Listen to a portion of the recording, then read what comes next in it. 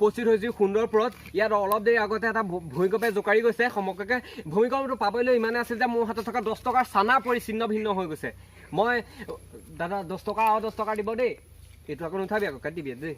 কাটিবি হয় মই ইয়াৰ মানুহসকলৰ সৈতে আমি জানিবলৈ চেষ্টা কৰিম তেখেতসকলৰ পৰা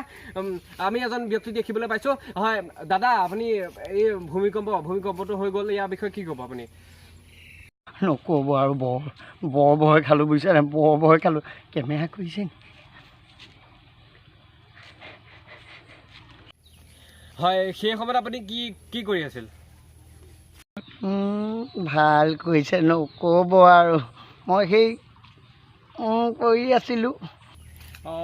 মানে আপুনি কি ক'ব বিচাৰিছে অকণমান বুজাই কওক আমাৰ ৰাইজক এই নক'ব আৰু মই হাগি আছিলোঁ আকৌ এই ৰাম যি ভয়েহে খালোঁ বস্তু ওলাব লাগে চিধাকৈ ওলাইছে সেই বেকা টেৰাকৈ বুজিছেনে ক'ত পৰিছেগৈ ঠিক নাই মই আকৌ ভাবিছোঁ মোৰ ঘূৰাইছে বুলি পিছতহে গম পাইছোঁ ইভাগে আহিছিলে বোলে চেচ সয়া শুকালে চাগে পানী ঢালিবলৈ পাহৰিলোঁ